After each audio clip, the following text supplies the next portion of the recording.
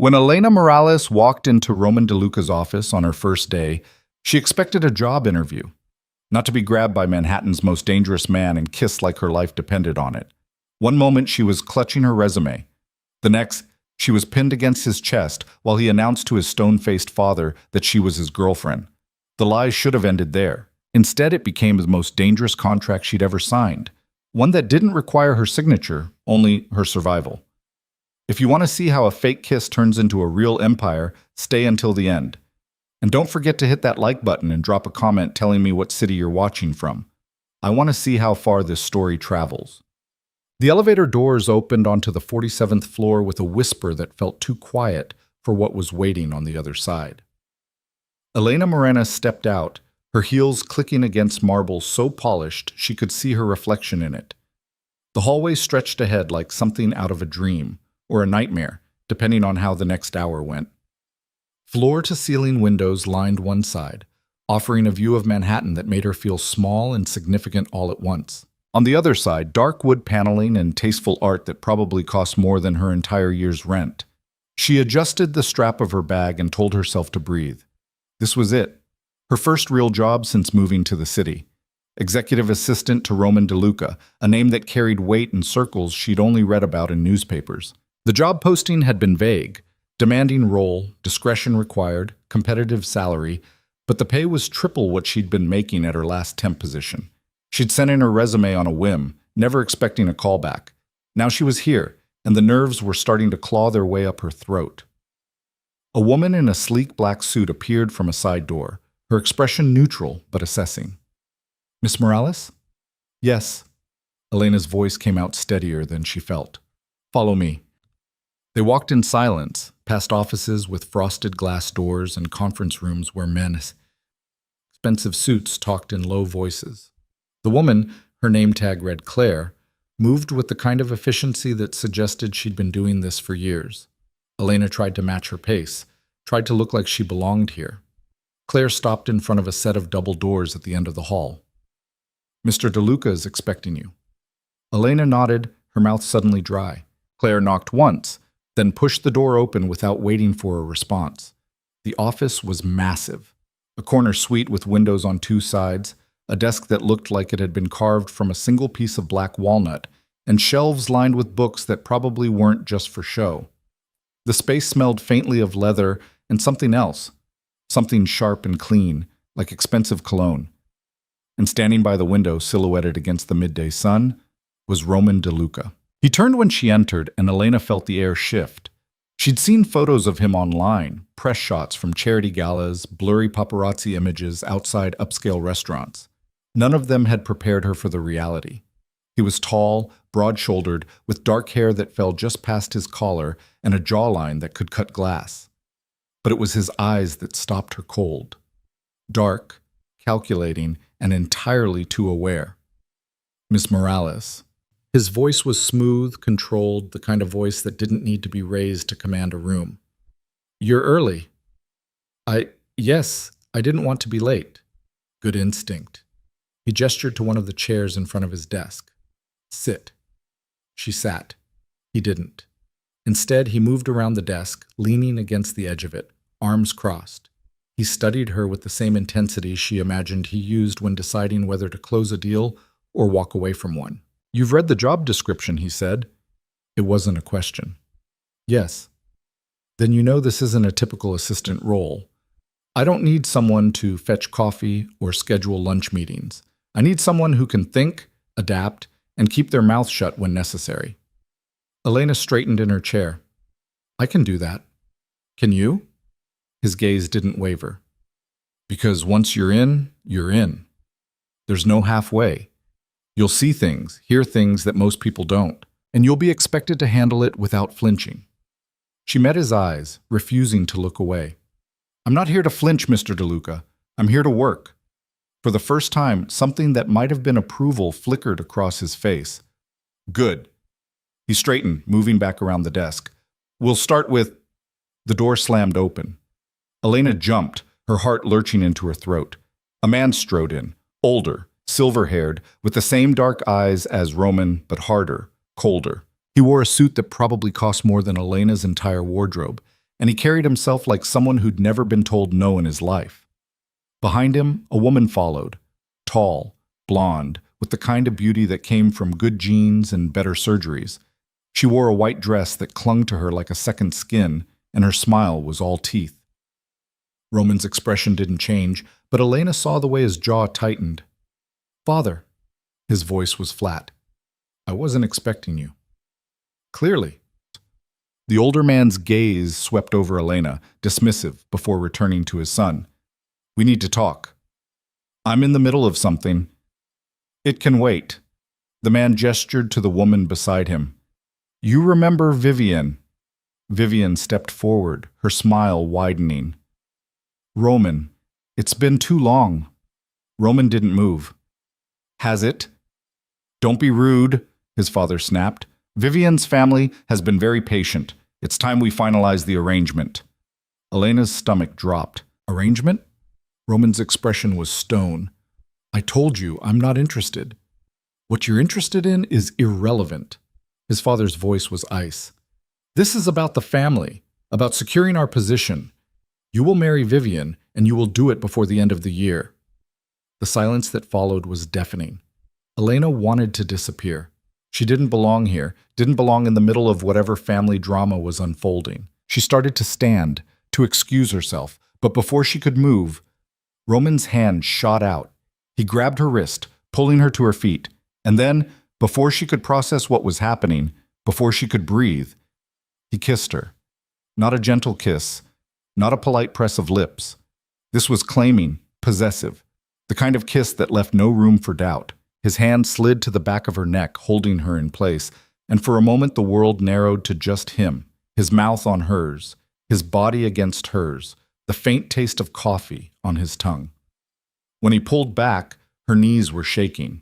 Roman turned to his father, his arm sliding around her waist like it belonged there. "I'm already taken." The older man's face went purple. "What?" "This is Elena." Roman's voice was calm, almost casual. "My girlfriend." Elena's brain short-circuited. "Girlfriend?" Vivian's smile had frozen on her face, her eyes narrowing into slits. Roman's father looked like he was about to explode. "You expect me to believe that?" "Believe what you want." Roman's grip on Elena tightened, a silent warning.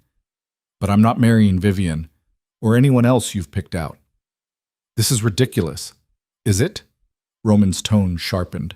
"You walk into my office, uninvited, with a woman I've made it clear I have no interest in, and expect me to just go along with it? I'm done playing your games, father." His father's jaw worked, fury radiating off him in waves. But when he spoke again, his voice was controlled, dangerous. "We'll see about that." He turned on his heel and strode out, Vivian following with one last venomous glance at Elena. The door slammed shut. Elena stood frozen, Roman's arms still around her waist. And then reality crashed in. She shoved him away, stumbling back. What the hell was that? Roman straightened his tie, his expression unreadable. "A necessary complication." "Necessary?" She stared at him, anger flooding through the shock. "You just told your father I'm your girlfriend." "Yes." "Without asking me." "There wasn't time to ask." Elena laughed, a sharp, disbelieving sound. "You are out of your mind." "Possibly." He moved to the window, gazing out at the city below. "But it's done now." "It's not done. You can't just—" She stopped, pressing her hands to her temples. "I came here for a job, not to be dragged into whatever twisted family politics you've got going on. And you'll still have the job." He turned to face her. "In fact, I'm doubling your salary." That stopped her cold. "What?" "Consider it hazard pay." His tone was matter-of-fact. "My father won't let this go easily. He'll dig into your background, test you, try to find leverage. If you're going to survive this, you'll need to be compensated accordingly." Elena's head was spinning. "You can't be serious." "I'm always serious when it comes to money." He crossed his arms. "Here's the situation. My father has been trying to marry me off for the last 2 years. Every woman he picks is the same, connected, ambitious, and utterly uninterested in anything beyond the DeLuca name. I've refused every arrangement, and he's running out of patience. So you dragged me into it. I gave us both an out." His gaze locked on hers. "You play along for a few months. We make public appearances, attend events, convince my family that this is real. Once they back off, we stage a breakup, and you walk away with enough money to do whatever you want. And if I say no, then you leave, and I find someone else." He shrugged. "But you're already involved. My father saw you. Vivian saw you. If you walk now, they'll assume you're a liability I need to manage. And trust me, you don't want to be on that list." The threat was implicit but clear. Elena wanted to scream or cry, or both. Instead, she forced herself to think. She needed this job, needed the money. And Roman was right. She was already in it now, whether she liked it or not. If she walked away, there was no telling what his father might do to protect the family's interests. "How long?" she asked finally. 3 months, maybe 4. And after that? After that, you're free. Clean break, no strings. She searched his face for any sign of deception, but found only cold calculation. "I want it in writing," she said. "Everything. The salary, the timeline, the terms of the breakup." A ghost of a smile crossed his lips. "Done. And I'm not sleeping with you. Wasn't planning on it." Elena took a breath, weighing her options. It was insane, reckless, the kind of decision that could blow up in her face in 100 different ways. But the alternative was going back to her cramped apartment and her temp job and wondering if she'd just thrown away the opportunity of a lifetime. "Fine," she said. "I'll do it." Roman extended his hand. She shook it, and the deal was made. The rest of the day passed in a blur. Claire reappeared to show Elena to her new office, a smaller space down the hall from Roman's, but still nicer than anywhere she'd worked before. There was a desk, a computer, and a stack of files that needed organizing. Normal assistant things, except nothing about this situation was normal. Roman kept his word. By the time she left that evening, a contract had been drawn up, signed, and filed away in his private safe. The terms were clear. 3 months of pretending to be his girlfriend in exchange for a salary that made her eyes water and a severance package that would set her up for a year after it was over. It should have felt like a win. Instead, it felt like she'd just signed a deal with the devil. The first test came 2 days later. Elena was at her desk, reviewing a spreadsheet, when Claire appeared in the doorway. "Mr. DeLuca wants to see you." Elena's stomach tightened, but she followed without comment. Roman's office was empty when she arrived, but she heard voices from the adjoining conference room. She hesitated, then pushed the door open. Roman stood at the head of a long table, surrounded by men in suits. But it was the woman at the far end who made Elena's breath catch. She was older, maybe 70, with silver hair pulled into an elegant chignon and eyes that could strip paint off a wall. She wore a black dress that probably cost more than Elena's car, and she radiated the kind of authority that didn't need to be announced. Roman's grandmother. It had to be. The woman's gaze locked on Elena, sharp and assessing. "So," she said, her voice low and smooth, "this is the girl." Roman gestured for Elena to come closer. "Nona, this is Elena Morales." "Elena, my grandmother, Lucia DeLuca." Elena forced herself to move, to cross the room and offer her hand. "It's a pleasure to meet you, Mrs. DeLuca." Lucia took her hand, her grip surprisingly strong. "Is it?" It wasn't a question. The room felt too small, too hot. Elena was acutely aware of every eye on her, every unspoken judgment hanging in the air. Lucia released her hand but didn't look away. "My grandson tells me you've been seeing each other for some time." Elena's mind raced. How long was some time? They hadn't discussed details, hadn't coordinated their story. "A few months," Roman said smoothly, stepping in before she could answer. "We kept it quiet." "Why?" Lucia's tone was deceptively mild. "Because I knew what would happen if we didn't." Roman's expression didn't change. "And I was right." Lucia's lips thinned. "Your father is concerned." "My father is always concerned." "Don't be flippant." Her voice sharpened. "This family has a reputation to maintain. If you're serious about this girl, then she needs to be vetted, properly."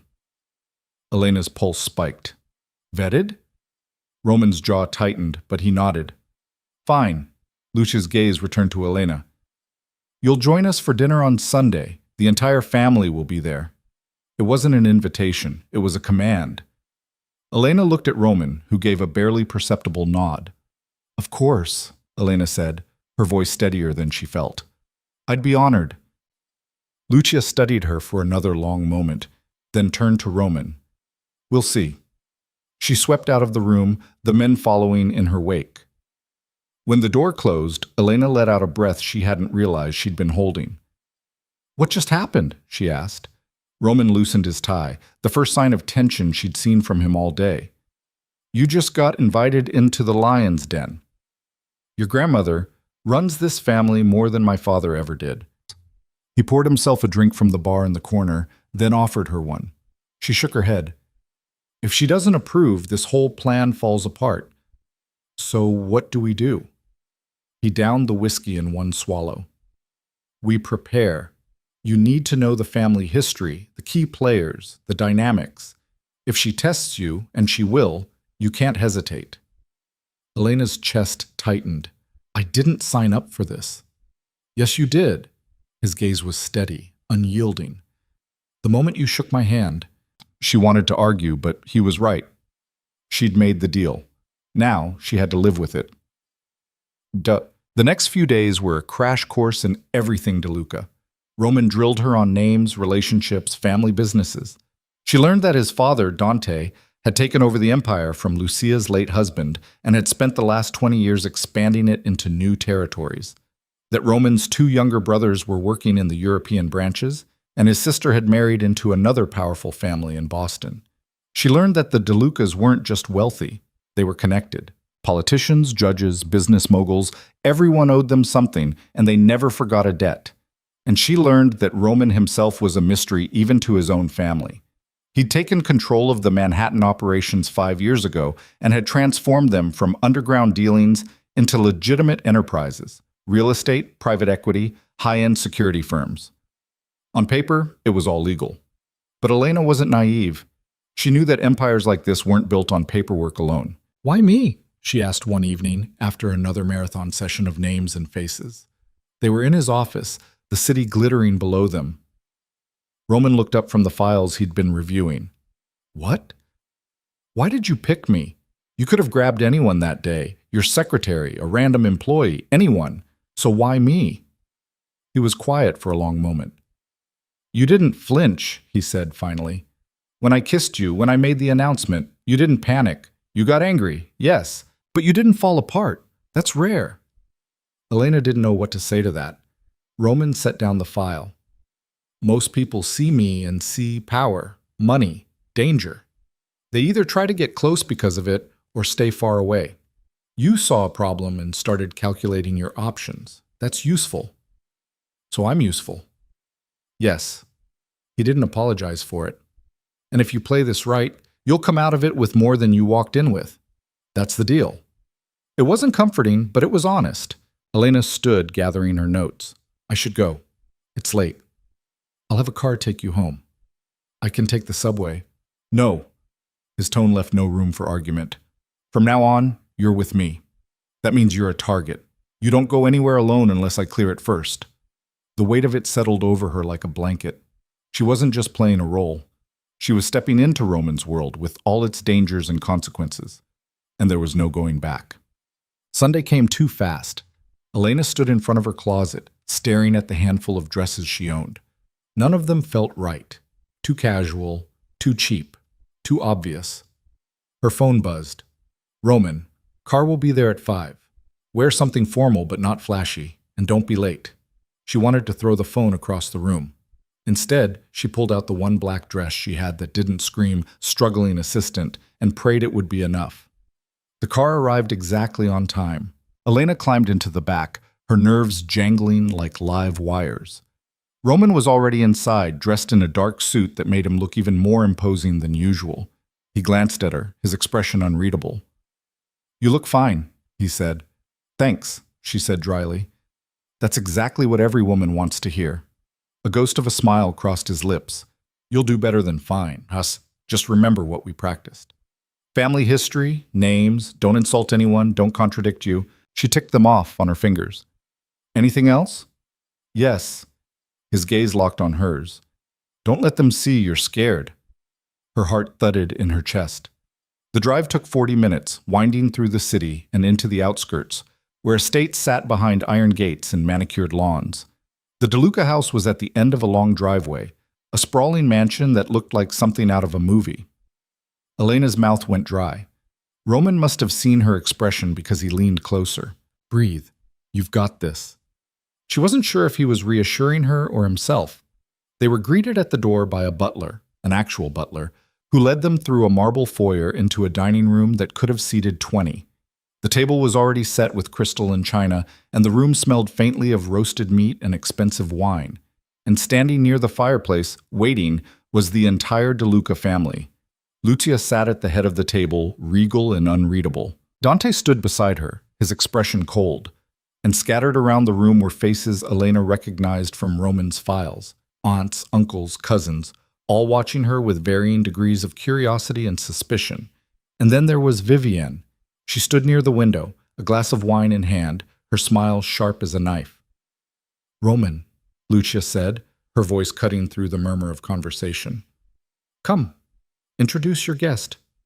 Elena's legs felt like jelly, but she forced herself to walk forward. Roman's hand settled on the small of her back, a silent anchor. "Everyone," he said, his voice calm, "this is Elena." The silence that followed was deafening, and Elena knew with absolute certainty that the real test had just begun. Lucia's eyes swept over Elena with the precision of a jeweler examining a stone for flaws. The room held its breath, waiting for the matriarch's verdict, and Elena felt the weight of every gaze like a physical thing pressing against her skin. "So," Lucia said finally, setting down her wine glass with a soft click against the marble mantel, "you work for my grandson." It wasn't a question, but Elena answered anyway. "Yes, I'm his executive assistant." "How convenient." Vivienne's voice cut through from the window, dripping with implications. Roman's hand tightened on Elena's back, but his voice remained level. "Elena's qualifications speak for themselves." "Do they?" Dante moved forward, his hands clasped behind his back. He circled Elena like a prosecutor approaching a hostile witness. "Tell me, Ms. Morales, where are you from?" "Queens," Elena said. She refused to let her voice shake. "I was born in Jackson Heights." "And your parents?" "My mother works in a hospital. Administration." She didn't mention that her father had left when she was 12, or that her mother worked double shifts to keep them afloat. Some truths weren't anyone's business. A hospital administrator's daughter. Dante's tone suggested he'd found exactly what he was looking for, proof that she didn't belong. "And you attended?" "City College. I graduated with honors." "City College," he repeated, as if tasting something sour. "Not Columbia. Not NYU." Elena felt heat creep up her neck, but she kept her chin level. "City College gave me a scholarship. I wasn't in a position to turn that down." "How pragmatic." Lucia's voice was unreadable. She moved to the table, gesturing for everyone to sit. "Let's eat. We can continue this interrogation over dinner." The word interrogation hung in the air like smoke as everyone found their places. Roman guided Elena to a seat beside him, directly across from Lucia. Vivienne positioned herself 2 chairs down, close enough to interject but far enough to maintain plausible deniability about her intentions. The first course arrived, some kind of soup that probably had a French name Elena couldn't pronounce. She picked up her spoon and tried to remember which utensil came first in the elaborate place setting. "So tell me," Lucia began, her own spoon moving through the soup with practiced elegance, "how did you and Roman meet?" Elena's mind raced. They'd prepared for this, rehearsed the story.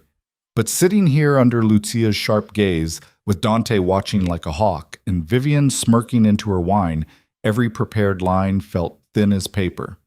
"The office," Roman said before she could answer. "She interviewed for the assistant position 6 months ago." 6 months. That was the timeline they'd agreed on. Long enough to seem serious, recent enough to explain why no one had heard about it. "And you kept it secret all this time?" An older woman Elena recognized as Roman's aunt, Isabella, leaned forward with interest that seemed genuine rather than hostile. "That must have been difficult." "It was necessary," Roman said. His hand found Elena's under the table, his fingers lacing through hers. The touch was for show, Elena knew, but it steadied her anyway. Given how the family tends to involve itself in my personal life. Dante's jaw tightened. We involve ourselves because someone has to think about the bigger picture. You're not just some ordinary man, Roman. Your choices affect all of us. My choices are my own. Are they? Dante's voice dropped, dangerous. Because from where I'm sitting, it looks like you made this choice to spite me. The soup course was cleared, replaced by salad. Elena barely tasted it. Maybe if you hadn't shown up with Vivian in tow, Roman said quietly, we wouldn't be having this conversation. Vivian laughed, the sound brittle. Don't blame me for your father's good sense, Roman. Some of us understand what it means to think strategically. Strategic? Roman's smile was sharp enough to cut. Is that what we're calling arranged marriages now? We're calling it survival, Dante snapped. The Castellanos control shipping from here to Miami. An alliance with them would secure our position for the next generation. But you're too stubborn to see past your own pride. Or maybe I'm smart enough to know that treating people like chess pieces is how empires fall apart from the inside. The tension was so thick Elena could barely breathe. She set down her fork, her appetite gone. Lucia raised one hand and the arguing stopped. Just like that. The power in that single gesture was more frightening than any of the shouting had been. Enough, she said. Her gaze moved to Elena. Tell me, child, what do you think of our family? It was a trap. Every possible answer was wrong. If she said they were wonderful, she was lying. If she said anything negative, she'd just sealed her fate. Elena took a breath, searching for something true that wouldn't get her thrown out on her ear. I think, she said slowly, that you care about each other, even when you're fighting, especially when you're fighting. Lucia's expression didn't change, but something flickered in her eyes. Go on. I grew up in a small apartment with just my mother. We didn't have Sunday dinners or family estates or any of this. Elena gestured to the opulent room around them. But I know what it looks like when people are willing to go to war for the people they love, even if the methods are questionable. The silence that followed felt different, less hostile, more considering. Lucia sat back in her chair. You have a spine, I'll give you that. She has more than that, Roman said. There was something in his voice Elena couldn't quite identify. She has sense, which is more than I can say for most people in this room. Careful, nephew. A younger man Elena didn't recognize, Marco maybe, one of the cousins, spoke up with a smirk. Keep talking like that, and we'll think you actually care about this one. Roman's expression went cold. Watch yourself. Or what? Marco leaned back, cocky. You'll do what exactly? You're not the boss yet, cousin. And until you are, you follow the same rules as the rest of us. Marco. Lucia's voice was soft, but it carried. That's enough. The main course arrived and conversation fragmented into smaller pockets. Elena found herself answering questions from Isabella about her work, about the city, about inconsequential things that felt like a reprieve after the earlier assault. Roman stayed close, his presence a wall between her and the more hostile members of his family. But across the table, Vivian was watching, calculating. After dinner, the men retreated to Dante's study for cigars and business talk that Elena wasn't invited to hear. The women moved to a sitting room that was all velvet furniture and oil paintings of stern-faced ancestors. Elena wanted to bolt for the door, but Isabella took her arm gently, guiding her to a settee near the window. Don't let them get to you, Isabella said quietly, pouring tea from a silver service. Dante is protective. Lucia is suspicious of everyone. It's nothing personal. It feels pretty personal, Elena muttered, then winced. She shouldn't have said that out loud, but Isabella just smiled. That's because it is. Roman is the heir, whether Dante wants to admit it or not. Lucia has been grooming him since he was 16. Whoever he chooses to stand beside him will have power, real power. And in this family, power is worth killing for. Elena's blood went cold. Killing? Metaphorically, dear. Isabella patted her hand, but her eyes were serious. Mostly. Across the room, Vivian was holding court with two other women, her laughter too loud, her gestures too animated. But every few minutes, her gaze would slide to Elena, assessing, measuring. She's not going to give up, Elena said. No, Isabella agreed. She won't. The Castellanos don't take rejection well. and Vivian has been planning to be the next Mrs. DeLuca since she was 18.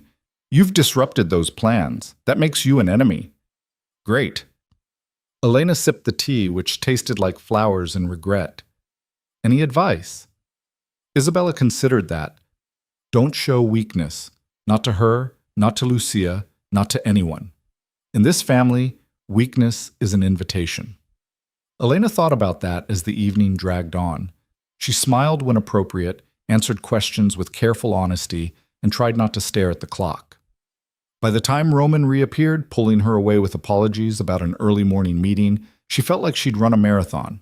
They didn't speak until they were in the car, the mansion disappearing behind them in the darkness. You did well, Roman said finally. Elena let out a breath she'd been holding for hours. Your family is terrifying. Yes.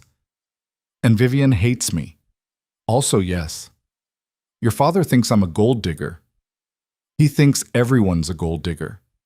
Roman loosened his tie, looking tired for the first time since she'd met him. But Lucia didn't throw you out. That's something. She called me child, like I'm 12. She calls everyone that. It's a power move. He turned to look at her, and in the dim light of the passing street lamps, his expression was almost soft. You held your ground. That matters. Elena wanted to feel victorious, but all she felt was exhausted. How long do we have to keep doing this? As long as it takes. It wasn't the answer she wanted, but it was the one she got. The next week passed in a strange rhythm. Elena settled into her actual job, organizing files, managing Roman's schedule, sitting in on meetings where she was expected to take notes and say nothing. But underneath it all was the constant awareness that she was living a lie, and that lie had teeth. Vivian didn't disappear. Instead, she seemed to be everywhere. Elena would look up from her desk to see her in the lobby, chatting with the receptionist. She'd turn a corner and find her in conversation with Claire, all smiles and casual questions about Roman's schedule. It was psychological warfare, and Elena hated how effective it was. She's trying to rattle you, Roman said when Elena mentioned it. They were in his office going over contracts, but Elena's mind kept drifting. It's working. Don't let it. He signed a document without looking up. She wants you to make a mistake, to slip up and prove you don't belong, so don't. Easy for you to say. She's not stalking you. No, she's just shown up at my apartment twice this week. He said it so casually that it took Elena a moment to process. What? She has keys. Her father and mine thought it would be convenient. He finally looked up, his expression unreadable. I had the locks changed. Elena didn't know what to say to that. The casual invasion of it, the assumption that Vivian had a right to access to his private space, made her skin crawl. This is insane, she said finally. Welcome to my world. They worked in silence for a while, the city humming beyond the windows. Elena tried to focus on the spreadsheet in front of her, but her mind kept circling back to the dinner, to Lucia's sharp eyes, to the way Vivian had watched her like a cat watching a mouse. Can I ask you something? Elena said suddenly. Roman glanced up. Depends on the question. Why haven't you just left? All of this, the family, the business, the pressure, you're rich enough to walk away. Start over somewhere else. So why stay? For a long moment, he didn't answer. When he finally spoke, his voice was quieter than usual. Because walking away doesn't solve anything. It just leaves room for someone worse to take over.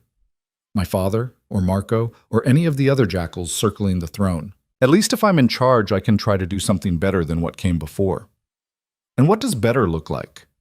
Legitimate businesses, clean money, no one getting hurt because we need to send a message. He set down his pen. My grandfather built this empire on fear and violence. My father maintains it the same way. I'm trying to turn it into something that doesn't require bodies in its foundation. But I can't do that if I walk away. It was the most honest thing he'd said to her since this whole mess started. Elena found herself looking at him differently, not as the cold, calculating boss who dragged her into a scheme, but as someone trying to dig his way out of a hole he'd been born into. That's not going to be easy, she said. No.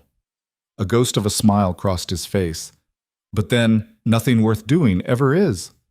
The moment broke when Claire knocked on the door, announcing that Roman's next meeting was ready. Elena gathered her things, but as she stood to leave, Roman's voice stopped her. Elena. She turned. Thank you. For Sunday. For not running the moment you saw what you were walking into. She wanted to make a joke, to deflect, but something in his expression made her pause. I made a deal, she said finally. I keep my word. So do I. It felt like a promise, though Elena wasn't sure what he was promising. The days blurred together after that. Elena fell into a routine, work during the day, occasional public appearances with Roman in the evening. A charity gala here, a business dinner there. Each time she wore clothes that Roman's stylist had picked out and smiled for cameras while Roman's hand rested on her back like it belonged there. The media picked up the story quickly. Manhattan's most eligible bachelor, finally off the market. Speculation ran wild about who Elena was, where she'd come from, whether she was pregnant or just lucky. The gossip blogs were merciless, picking apart her background, her education, her appearance. Don't read that garbage, Roman told her when he caught her scrolling through comments on her phone. They were in the back of a car heading to yet another dinner, this one with business partners who wanted to see Roman's new girlfriend for themselves. Hard not to when they're calling me a social climber in 3 different languages. They called my grandmother worse when she married into this family. She's outlived all of them. He took the phone from her hand and pocketed it. Their opinion doesn't matter. Easy for you to say. You're not the one they're calling a... She stopped herself. A what? Elena looked out the window, watching the city slide past. Nothing. But Roman wasn't letting it go. A what, Elena? A whore, she said finally, the word bitter on her tongue. Among other things, apparently I'm either sleeping my way to the top or you're paying me for services rendered. The comment sections can't decide which scenario they prefer. Roman's jaw tightened, and for a moment Elena saw something dangerous flicker across his face. Give me names. What? Names, accounts. I'll have them shut down by morning. You can't just... She stopped when she saw his expression. You're serious? Completely. Elena didn't know whether to be flattered or frightened. That's not how the internet works. You shut down one account, 3 more pop up. It's not worth it. You are. The words hung between them, unexpected and weighted. Elena's breath caught, and suddenly the car felt too small, too warm. She wanted to say something, to break the tension, but before she could, they were pulling up to the restaurant. The dinner was interminable. Business partners with too much cologne and their wives, who smiled with their mouths but not their eyes. Elena played her part, laughing at jokes that weren't funny, nodding along to conversations about markets and acquisitions and things she barely understood. Roman stayed close, his hand finding hers under the table whenever the questions got too pointed. It was almost midnight when they finally escaped. Elena's feet hurt from the heels, and her face ached from holding a smile for hours. She wanted nothing more than to go home, take off this dress, and sleep for 12 hours. But as they walked to the car, a figure stepped out of the shadows. Vivienne. She was alone this time, no entourage or backup, just her in a red dress that probably cost more than Elena's rent, her expression cold and calculating. We need to talk, she said, looking at Elena. Roman moved forward, positioning himself between them. There's nothing to talk about. Not to you. Vivienne's eyes never left Elena. To her.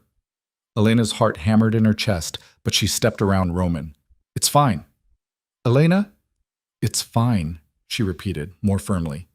She looked at Vivienne. You want to talk? Let's talk. Vivienne gestured to a side alley, and Elena followed, acutely aware of Roman's tension behind them. The alley was dimly lit, private, the perfect place for a conversation that no one else needed to hear. Vivienne turned to face her, and for the first time the polished mask slipped. What Elena saw underneath was rage, barely contained. You think you're clever, Vivienne said, her voice low and venomous. Playing the innocent, making Roman think you're different. But I know what you are. And what's that? An opportunist. A nobody who saw a chance and took it. Vivienne stepped closer. But here's what you don't understand. Roman isn't yours. He never will be. He's a DeLuca. That means something. That comes with responsibilities, with expectations that someone like you could never fulfill. Someone like me? Elena repeated the words, tasting them. You mean someone who wasn't born into the right family? Someone who had to work for what she has? I mean someone who doesn't belong. And you do? I was raised for this. Vivian's voice was ice. My entire life has been preparation to stand beside someone like Roman. I know how to navigate this world, how to speak its language, how to survive its politics. You're a child playing dress-up, and the moment Roman gets bored, you'll be discarded like yesterday's trash. Elena felt anger surge through her, hot and sharp. You don't know anything about me. I know enough. I know you're temporary, a distraction. And when this little rebellion of his runs its course, he'll come back to reality, to the life he was meant for, to me. You really believe that? I know it. Vivian's smile was cruel. Because I know Roman. He can pretend to be different, pretend he's escaping his family's shadow, but at the end of the day, he is exactly what his blood says he is. And that blood requires a specific kind of partner, not some assistant with student debt and cheap shoes. The dig about her shoes was petty, but it landed. Elena felt the sting of it, the reminder of exactly how far she was from this world. But she also felt something else, anger, real, burning anger. You're right, Elena said quietly. I wasn't raised for this. I don't know all the rules or the politics or how to play these games, but I know one thing you don't. And what's that? Roman chose me. Elena stepped closer, her voice steady. Not because I'm the right family, or the right alliance, or the right strategic move, but because for once in his life, he wanted to choose for himself. And that terrifies you, because if he can choose me, someone who doesn't fit your perfect mold, then everything you've built your identity on is meaningless. Vivian's face went white, then red. You little... Vivian! Roman's voice cut through the alley like a blade. He stood at the entrance, his expression dark. We're leaving, he said to Elena, then turned his gaze to Vivian. And you're going to stop this. All of it. The comments, the stalking, the threats. If you don't, I'll make sure your family knows exactly why this alliance isn't happening. And trust me, they won't be pleased. You wouldn't dare! Try me. The look he gave her was cold enough to freeze blood. Vivian stared at him for a long moment, then turned on her heel and walked away, her heels clicking against the pavement like gunshots. Elena let out a breath she hadn't realized she'd been holding. Her hands were shaking. Roman was beside her in an instant, his hands on her shoulders. Are you okay? I'm fine, but her voice betrayed her, shaking almost as badly as her hands. What did she say to you? Elena laughed, the sound edged with hysteria. Just the truth. That I don't belong, that I'm temporary, that eventually you'll realize what a mistake this all was. Roman's grip tightened. Look at me. She did, reluctantly. His eyes were fierce, burning with an intensity that made her breath catch. You're not temporary, not to me. Whatever this started as, it's not that anymore. Do you understand? Elena's heart stuttered. Roman, I mean it. What I said in the car earlier, you are worth it, worth defending, worth protecting. And if Vivian or anyone else comes after you again, they'll answer to me. It should have scared her, the darkness in his voice, the promise of violence. But instead, Elena felt something shift inside her chest, something dangerous and foolish and entirely too real. We should go, she whispered. Roman nodded, but he didn't let go of her shoulders. Not yet. For a moment they just stood there in the dim alley, the city breathing around them, something unspoken hanging in the air between them. Then he stepped back, the moment breaking, and led her to the car. Neither of them spoke on the drive back to her apartment. Elena stared out the window, her mind racing, trying to process what had just happened. Vivian's words, Roman's defense, the strange tension that had wrapped around them like smoke. When they pulled up outside her building, Roman walked her to the door. It had become a habit over the past few weeks, one more piece of the performance. But tonight, it felt different. Thank you, Elena said, fishing for her keys. For back there, you didn't have to... Yes, I did. She looked up at him, this man who'd turned her life upside down with one impulsive kiss, and realized with startling clarity that somewhere along the way, the lines had blurred. The fake relationship had started to feel real, at least to her. And from the way Roman was looking at her right now, standing too close in the yellow glow of her building's security light, maybe to him too. Good night, Roman, she said softly. Good night. But neither of them moved. Elena's heart was pounding so hard she was sure he could hear it. Roman's hand came up, his fingers brushing her cheek in a gesture that was nothing like the calculated touches they'd shared in public. This was something else entirely. "Elena," he said, his voice rough. "Don't." She stepped back, her keys clutched tight in her hand. "Whatever you're about to say, don't. Not tonight. Not when I'm already confused about what's real and what's pretend." Understanding flickered across his face, followed by something that might have been regret. "Okay." He stepped back, putting distance between them, and Elena felt the loss of his warmth like a physical thing. She let herself into the building without looking back, but she felt his eyes on her all the way up the stairs. Inside her apartment, Elena leaned against the door and let out a shaky breath. This was supposed to be simple. 3 months of playing pretend, then walking away with enough money to change her life. But nothing about this felt simple anymore. She changed into pajamas, washed her face, and tried to convince herself that she was still in control, that this was still just a job, just a performance. But when she closed her eyes, all she could see was the way Roman had looked at her in that alley. Like she mattered, like she was real. And that, Elena realized with growing dread, was far more dangerous than anything Vivian could throw at her. The morning after the confrontation with Vivian, Elena woke to 17 missed calls and a text from Roman that simply read, "Don't go into the office today." She sat up in bed, her stomach dropping. Something was wrong. She called him back. He answered on the first ring. "What happened?" she asked, skipping any greeting. "Check the news." His voice was tight, controlled in a way that meant he was furious. "Page 6 specifically." Elena grabbed her laptop, her fingers fumbling over the keys as she pulled up the gossip site. The headline hit her like a fist to the gut. DeLuca's new girl, from rags to riches or gold digger in disguise. Below it was a photo of her and Roman from last night's dinner, but that wasn't the worst part. Beneath that were older photos. Her college ID, a picture of her mother's apartment building, even a shot of her waiting tables at the diner she'd worked at during school. Someone had dug into her entire life and put it on display for the world to dissect. The article was vicious. It painted her as an opportunist who'd seduced her way into Roman's life, a nobody with debts and desperation who saw a meal ticket and grabbed it. There were quotes from anonymous sources close to the family, calling her a distraction, a phase, a mistake. Elena felt sick. "Who did this?" she asked, though she already knew. "Vivian's family has connections at half the major publications in the city." Roman's voice was ice. "But I can't prove it. Not yet." "So what do we do?" "Nothing. You stay home, stay quiet, and let me handle it." "Roman." "I mean it, Elena. These people are sharks. If you try to fight back, they'll twist it into something worse. Let me deal with this." But staying home and staying quiet wasn't in Elena's nature. She spent the morning pacing her apartment, reading and rereading the article until she had it memorized. The comments were even worse than before. Strangers who'd never met her were making judgments about her character, her intentions, her worth as a human being. Her phone rang. Her mother. Elena almost didn't answer, but guilt won out. "Hi, Mama." "Elena." Her mother's voice was tight with worry. "What is this? These articles? Who is this man?" "It's complicated." "Complicated?" "They're calling you terrible things. They're saying you're using him for money." "I know what they're saying." Elena pressed her fingers to her temples.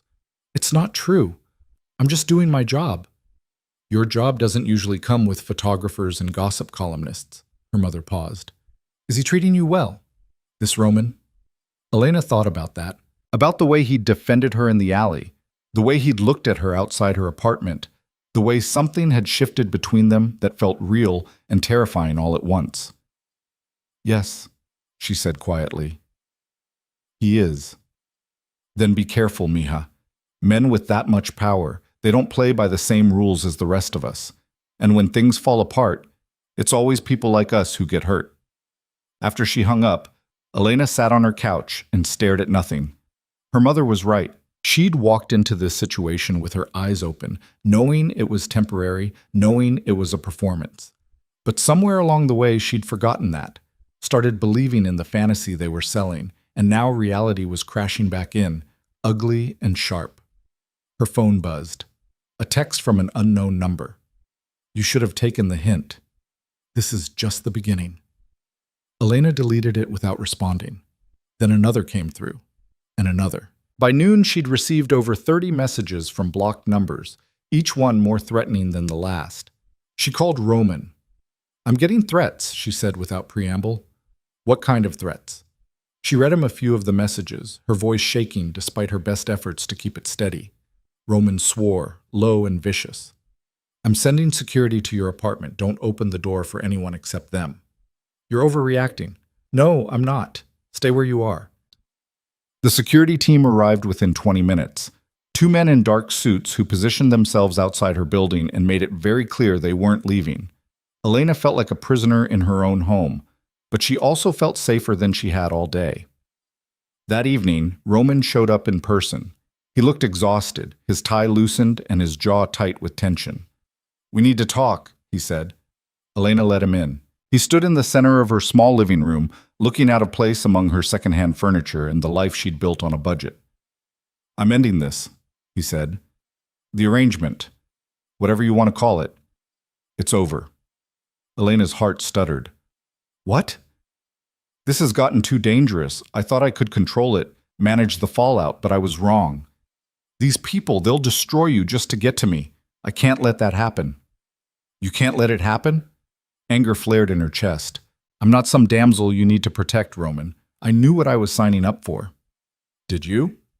He turned to face her, and the look in his eyes was raw. "Did you know they'd dig through your entire life and put it on display? Did you know you'd get death threats from strangers? Because I sure as hell didn't think it would go this far." "So you're just giving up? Letting them win?" "I'm keeping you safe." He stepped closer, his voice dropping. "That's more important than any of this." Elena laughed, but there was no humor in it. "You know what's funny? I actually started to believe this was real, that we were real. But you're just like everyone said. You make decisions for other people and expect them to fall in line. That's not fair, isn't it?" She crossed her arms, fighting the burn of tears behind her eyes. "You pulled me into this without asking. Now you're pulling me out without asking. Do I get a say in any of it, or am I just a piece you move around your board?" Roman's jaw worked. "I'm trying to protect you." "I don't need your protection. I need—" She stopped herself, but it was too late. The words hung in the air between them, half-formed but understood. Roman stared at her, something shifting in his expression. "What do you need, Elena?" The question felt dangerous, weighted with implications neither of them was ready to name. "I need you to stop making choices for me," she said finally. "If we're ending this, fine. But it should be my decision too, not just yours." He was quiet for a long moment. Then, "What if we didn't end it? What? What if we pushed back, made it clear that this isn't going away, that they can print whatever they want, but it won't change anything?" He moved closer, his eyes locked on hers. "What if we stopped pretending and just stopped pretending?" Elena repeated slowly. "You mean, actually, I'm tired of lying about what this is." His voice was rough, honest in a way she'd never heard from him before. "I pulled you into this for the wrong reasons. To spite my father, to get out of an arrangement I didn't want. But that's not why I want you here now." Elena's breath caught. "Roman, I know the timing is terrible. I know this is the worst possible moment to say any of this. But if we're going to fight back, I need you to know it's not just about the arrangement anymore. At least not for me." The walls she'd been building around her heart cracked. "This is insane." "Probably." A ghost of a smile crossed his face. "But nothing about this has been sane from the beginning. Why start now?" Elena wanted to argue, to point out all the ways this was a terrible idea. But looking at him now, standing in her cramped apartment with his guard finally down, she couldn't find the words. "If we do this," she said carefully, "it has to be different. No more making decisions without me. No more treating me like I'm something to be protected and managed. Okay. I'm serious, Roman. I'm not going to be some accessory in your life. If we're doing this, really doing this, then I need to be an equal, not your assistant pretending to be your girlfriend, not your girlfriend playing at being your partner, an actual equal." He held her gaze. "What does that look like?" "I don't know yet." Elena's voice softened. "But I think we figure it out together. No scripts, no plans. Just honest. Honest. He said it like he was testing the word. I'm not sure I know how to do that. Then we'll learn. Roman closed the distance between them, his hand coming up to cup her face. You're sure about this? Because once we cross this line, there's no going back to the way things were. Elena's heart was pounding so hard she thought it might burst. I stopped wanting to go back weeks ago. He kissed her then, and it was nothing like the kiss in his office. That had been performance, strategy, a move in a game. This was something else entirely, raw and real and terrifying in its honesty. When they finally broke apart, Elena was shaking. So what now? She asked. Now we fight back. Roman's expression hardened. But we do it smart. And together. The next morning they went to the office as a united front. The whispers started the moment they walked through the lobby, but Elena held her head high. Roman's hand was firm on her back, a gesture that felt genuine now rather than calculated. Claire met them at Roman's office, her expression carefully neutral. There are about 20 reporters in the lobby asking for a statement. Let them wait, Roman said. He turned to Elena. We need to get ahead of this. Control the narrative before they do it for us. How? We give them a story, but on our terms. He spent the next hour on the phone with publicists, lawyers, and people whose job titles Elena didn't fully understand. By noon, a press release went out from the DeLuca company's official channels. It was brief, professional, and surprisingly personal. Roman DeLuca confirms his relationship with Elena Morales and asks that the media respect their privacy during this time. Any further harassment or publication of private information will be met with legal action. It wasn't much, but it was something. A line drawn in the sand. The media response was immediate and chaotic. Some outlets backed off, wary of legal threats. Others doubled down, digging even harder for dirt. But the tone had shifted slightly. They were no longer just talking about the gold digger and the billionaire. They were talking about a relationship that might actually be real. Lucia called that afternoon. Roman put her on speaker. Nonna, you're making waves. Her voice was unreadable. Bold move, that press release. I'm tired of letting other people control the story. And the girl? She's still standing beside you after all this? Elena spoke up before Roman could answer. I'm right here, Mrs. DeLuca. And yes, I'm still here. A pause, then Lucia said, Come to dinner tonight, just the three of us. We have things to discuss. It wasn't a request. The car ride to Lucia's penthouse apartment in the Upper East Side was tense. Roman's jaw was tight, his knuckles white on his knee. Elena reached over and took his hand. She's going to try to break us up, Roman said quietly. Then we don't let her. He looked at her, something vulnerable in his eyes. You keep surprising me. Good. Keep you on your toes. Lucia's apartment was all old money and careful taste. Antique furniture, original artwork, a view that stretched across Central Park. She greeted them at the door herself, no butler or staff in sight. Just her, elegant and terrifying in a black dress that probably cost more than Elena's car. Sit, she said, gesturing to the dining room. Dinner was already laid out, a meal that looked simple but was probably cooked by someone with a Michelin star. Lucia poured wine with her own hands, a gesture that felt significant. So, she said once they were all seated, let's talk about what this really is. It's what I said in the press release, Roman began, but Lucia held up a hand. I'm not asking you. I'm asking her. She turned her sharp gaze on Elena. What are your intentions with my grandson? Elena met her eyes steadily. I don't have intentions. I have feelings. There's a difference. Is there? Because from where I'm sitting, it looks like you've landed yourself a very comfortable position.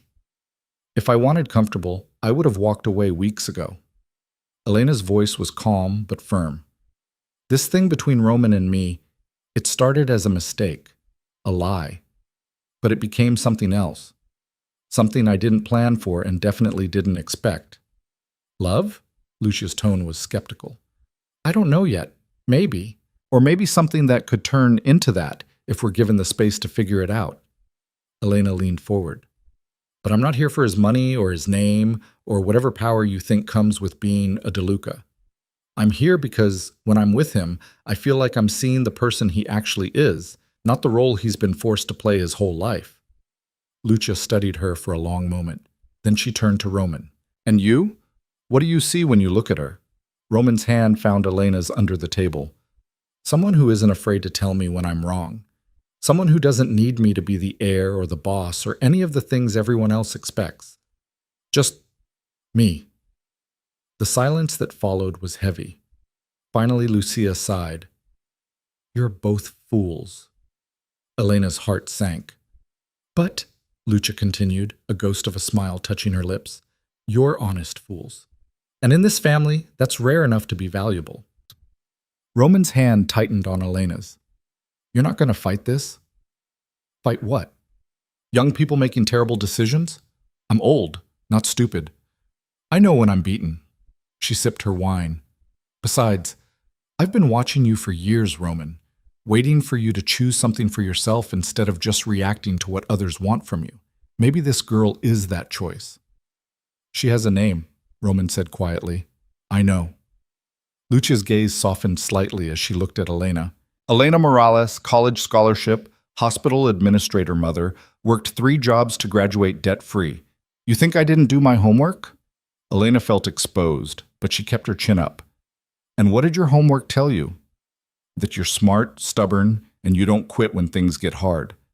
All good qualities for surviving this family. She paused. But understand something, child. If you hurt him, if you turn out to be playing a longer game than any of us realized, I will destroy you. Thoroughly and without mercy. Are we clear? Crystal, Elena said. And the same goes for him. If he hurts me, I'm gone. No amount of money or threats will keep me in a situation that makes me miserable. Lucia actually smiled at that. I believe you. She raised her glass. To honest fools, then. May you survive each other. They clinked glasses, and Elena felt something shift. Not acceptance exactly, but acknowledgement, a grudging respect. The rest of the dinner was less combative. Lucia told stories about Roman as a child, serious even then, always watching, always calculating. Roman countered with stories about Lucia terrorizing his father and uncles, ruling the family with an iron fist wrapped in designer silk. She once made my Uncle Marco stand in the rain for an hour because he missed Sunday dinner, Roman said, a rare smile on his face. He was late 3 times in a row, Lucia said without remorse. Actions have consequences. He learned that quickly. Elena found herself laughing, the tension slowly draining away. This was still dangerous territory, still a family that operated by rules she didn't fully understand, but it felt less hostile now, more like she'd passed some invisible test. As they were leaving, Lucia pulled Elena aside while Roman retrieved their coats. A word of advice, the older woman said quietly. This family will test you, not just once, but over and over. They'll look for weaknesses, for pressure points, for ways to determine if you're worth keeping around. Don't let them see you break. I don't plan to. Good. Lucia's expression was unreadable. And one more thing. Roman is stronger than he thinks, but more fragile than he knows. The weight he carries, trying to clean up this family's legacy, trying to be better than what came before, it will crush him eventually if he tries to do it alone. If you care about him, help him carry it. Elena's throat tightened. I will. Lucia nodded once, then turned and walked back into her apartment, leaving Elena standing in the hallway trying to process what had just happened. Roman appeared with their coats. What did she say? That I should help you carry your burdens. Elena slipped into her coat. And that your family is going to keep testing me. She's not wrong on either count. They took the elevator down in silence, but it was a comfortable silence now. Weighted, but not suffocating. On the drive back to Elena's apartment, Roman's phone rang. He glanced at the screen and his expression darkened. It's my father, he answered on speaker. What do you want? Dante's voice was cold fury. You've made your choice clear. But understand this, Roman. You're jeopardizing everything we've built. The Castellano alliance could have secured our position for the next generation. Now they're threatening to back out of deals worth millions because you've insulted them. They'll survive. Will they? And will you, when the board starts questioning your judgment? When investors start pulling out because you're too busy playing house with some... Finish that sentence, Roman said, his voice deadly quiet. I dare you. A pause. Then Dante said, This isn't over. You're right, it's not. Because I'm done pretending you have any say in my personal life. You want to challenge me for control of the company? Go ahead. But Elena stays, and that's not negotiable. He hung up before his father could respond. Elena stared at him. You just basically declared war on your own father. I declared independence. There's a difference. Is there? Because it sounded a lot like, I know what it sounded like. Roman ran a hand through his hair. But I meant what I said. I'm tired of letting him dictate my life. If that means a fight, then we fight. Elena's chest tightened with something that felt like fear and pride mixed together. You're really willing to risk everything for this?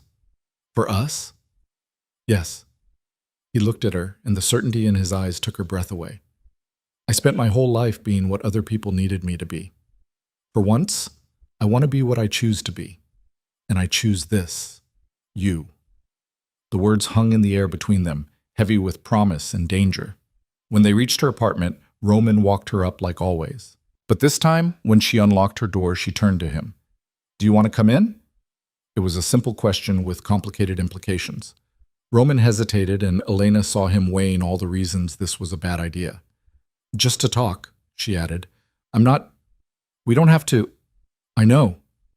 He smiled, and it was genuine, unguarded. I'd like that. Inside, they ended up on her couch with coffee that Elena made too strong and leftover takeout that had seen better days. They talked about everything and nothing, childhood memories, favorite books, the kind of random details that felt intimate in their ordinariness. I wanted to be a teacher, Elena admitted at one point. Before everything with my dad leaving and money getting tight, I thought I'd teach elementary school, help kids who were struggling like I did. What stopped you? Reality. Teachers don't make enough to pay off loans and help with my mom's medical bills. So I did the practical thing, got a business degree, took whatever jobs paid the most. She shrugged. Ended up in temp work, which led to your job posting. Do you regret it? Not teaching? Elena thought about that. Sometimes, but then I think about what I've learned in the last few weeks. How to navigate rooms full of people who want to eat me alive. How to stand my ground against someone like Vivian. How to survive your grandmother's dinner table. Those are skills too. Different kind of education. Exactly, she smiled. What about you? Did you ever want to be anything other than what you are? Roman was quiet for a moment. When I was 12, I wanted to be a pianist.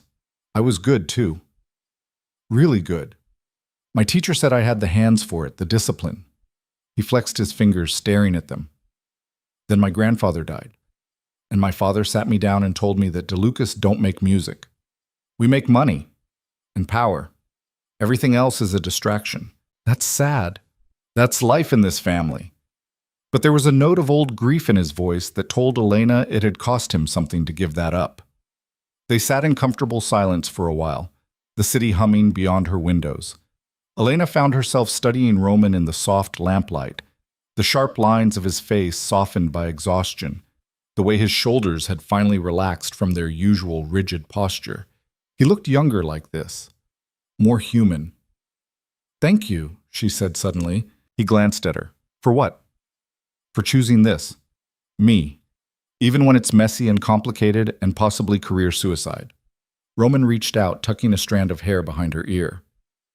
I don't know how this ends, Elena. I can't promise it'll be easy or that we won't crash and burn spectacularly. But I'd rather crash with you than succeed alone. Elena's breath caught. Before she could second-guess herself, she leaned forward and kissed him. It was soft, tentative, nothing like the passionate kiss outside her building or the claiming one in his office. This was a question and an answer all at once. When they pulled apart, Roman rested his forehead against hers. Stay, Elena whispered. Elena, just to sleep. I don't want to be alone tonight, not after everything. He hesitated, and she could see him wrestling with all the reasons this was crossing yet another line. But then he nodded. They ended up in her bed, still fully clothed, lying face to face in the darkness. Roman's arm was around her waist, and Elena's head was tucked against his chest, listening to the steady rhythm of his heartbeat. "This is real now," she said quietly. "Isn't it?" "Yes." His voice was rough, with something that might have been fear or hope or both. "It's real." Elena closed her eyes, letting that truth settle over her.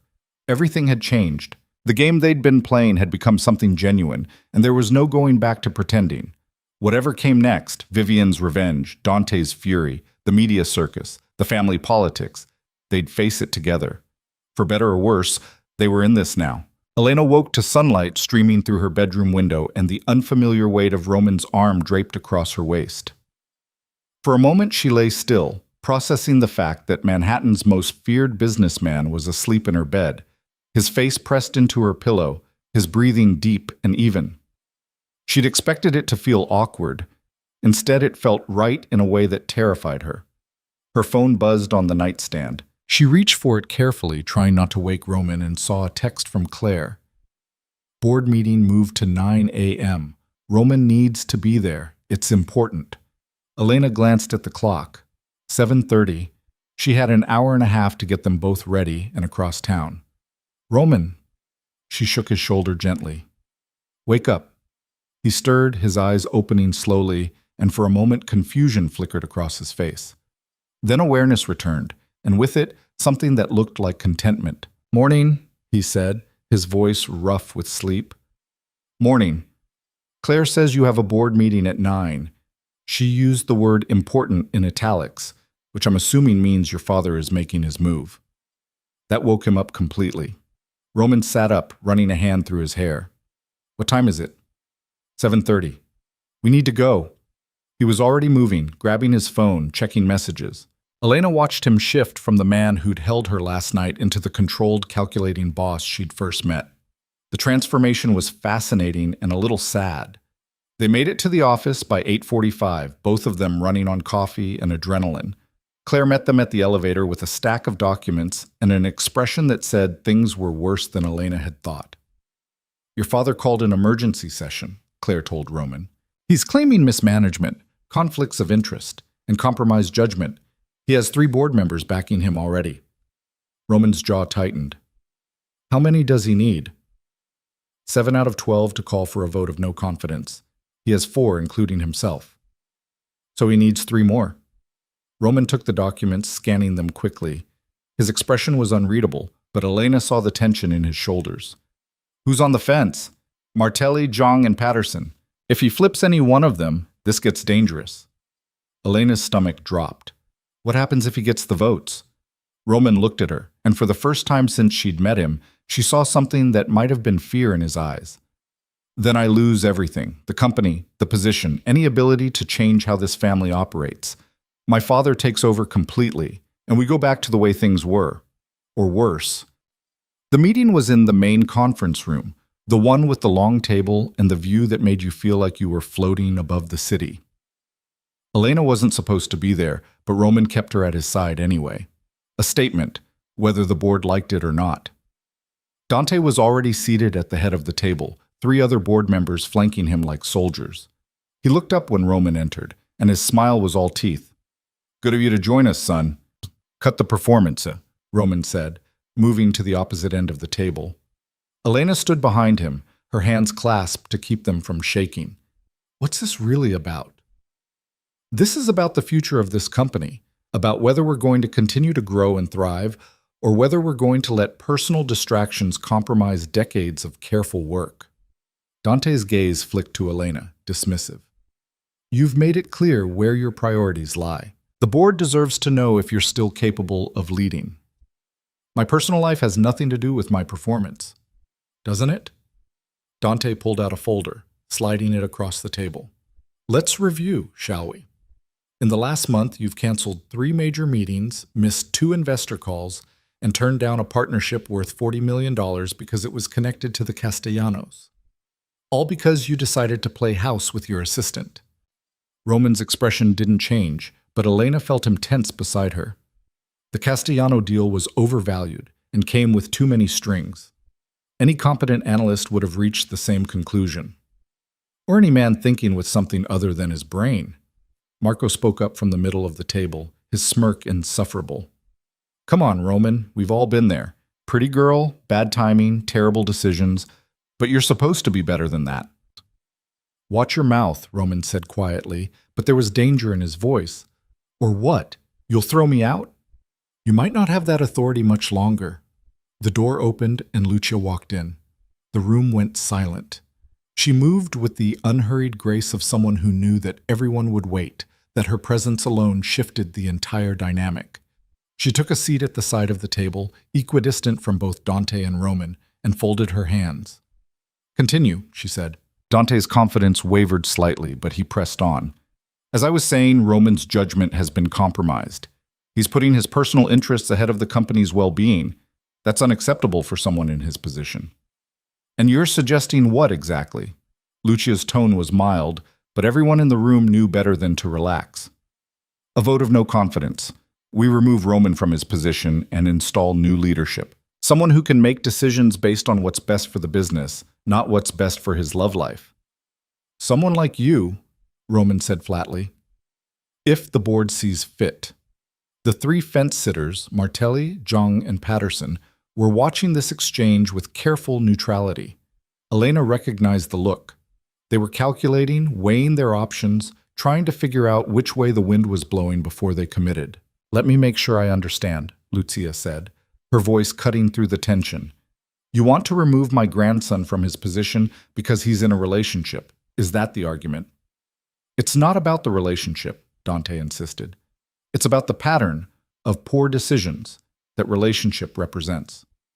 Such as turning down the Castellano deal, which was overpriced garbage that would have locked us into unfavorable terms for years. I reviewed the contract myself. Lucia's gaze was sharp. What else? Dante faltered. The missed meetings, 2 of which were rescheduled due to client requests, and 1 of which Roman had me attend in his place because I was better suited to handle the negotiation. I closed that deal, by the way, for 15% more than the original offer. Lucia leaned back in her chair. Is there anything else, or are we done wasting everyone's time? The room was silent. Elena watched the board members' faces, saw the moment the calculation shifted. Lucia had just made it clear which side she was on, and in this family, that meant everything. Dante's face went red. This is absurd. You're letting sentiment cloud your judgment. Am I? Or are you letting your ego cloud yours? Lucia's voice sharpened. You've been trying to control Roman since he was old enough to understand what this family does. He's exceeded every expectation, turned questionable enterprises into legitimate businesses, and increased our revenue by 40% in 5 years. But the moment he makes a choice you don't approve of, you try to tear him down. That's not leadership, Dante. That's pettiness. With all due respect, I don't recall asking for your respect. I'm telling you how this is going to go. She stood, and everyone else instinctively did the same. Roman stays in his position. You will drop this ridiculous vote of no confidence, and if you ever try to undermine him again, you'll find yourself on the outside looking in. Are we clear? Dante looked like he wanted to explode, but after a long, tense moment, he nodded stiffly. Lucia turned to the rest of the board. Any objections? Martelli, Jong, and Patterson all shook their heads quickly. The message was clear. The matriarch had spoken, and only a fool would contradict her. Good. This meeting is adjourned. Lucia swept out of the room, leaving stunned silence in her wake. Dante stood frozen for a moment, then stormed out, his supporters trailing behind him like wounded soldiers. Marco shot Roman a look that promised this wasn't over before following. When the room finally cleared, Roman let out a breath he'd been holding. His hands were shaking slightly, and he pressed them flat against the table. That was close, Elena said quietly. Too close. He turned to face her, and the vulnerability in his expression made her chest ache. If Lucia hadn't stepped in, but she did. This time. But he's not going to stop. He'll just regroup, find another angle. Roman's voice was tight, and eventually he might succeed. Elena stepped closer, her hand finding his. Then we make sure he doesn't get another chance. We prove that you were right to make the choices you made. How? By being better than him. By showing the board, the family, everyone that your way works. She squeezed his hand. You said you wanted to build something different, so let's build it. The determination in her voice seemed to steady him.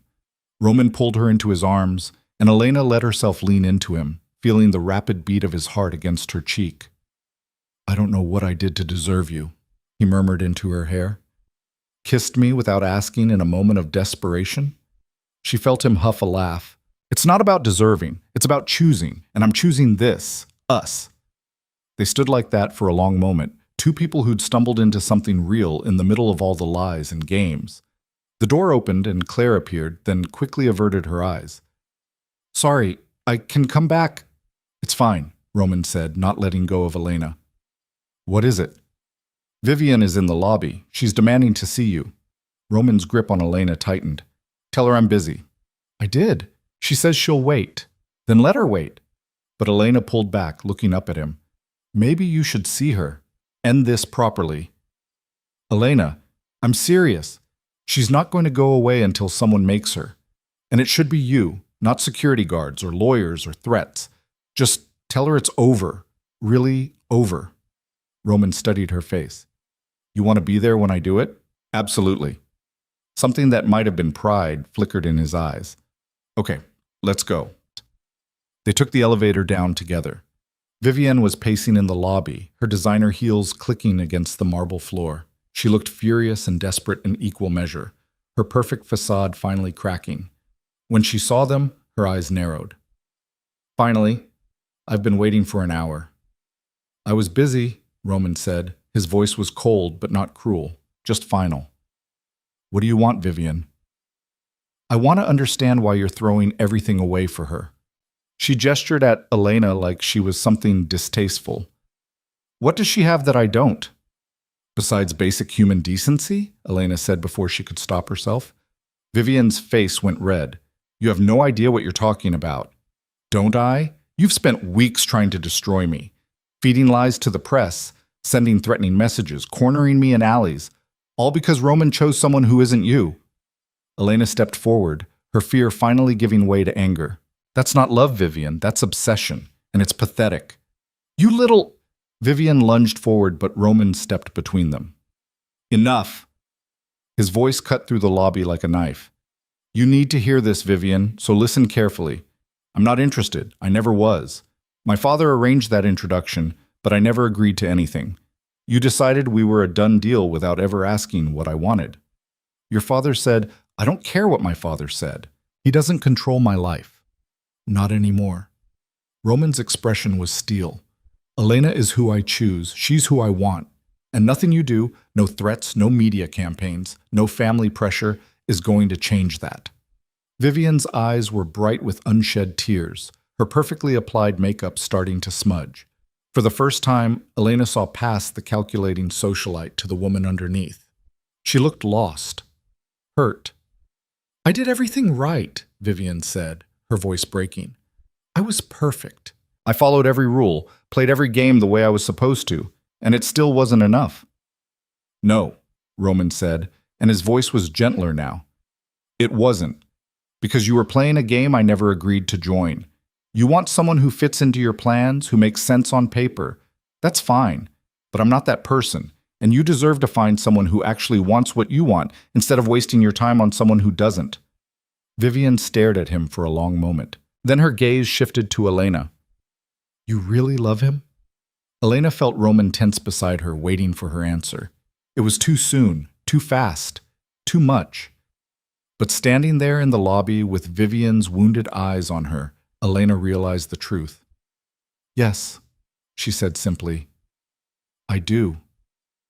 Roman's hand found hers, squeezing tight. Vivienne closed her eyes, a single tear escaping down her cheek. When she opened them again, something had changed. The fight had gone out of her. Then I hope you survive this family, she said quietly, because they'll eat you alive if you let them. She turned and walked toward the door, her shoulders straight despite the defeat written in every line of her body. At the threshold, she paused. For what it's worth, she said without turning around, he never looked at me the way he looks at you. Not once. Then she was gone, disappearing into the Manhattan afternoon. Elena let out a breath she hadn't realized she'd been holding. That was necessary. Roman turned to face her, his expression intense. Did you mean it? What you said? Elena's heart was racing. They were in the middle of the lobby with dozens of employees pretending not to stare.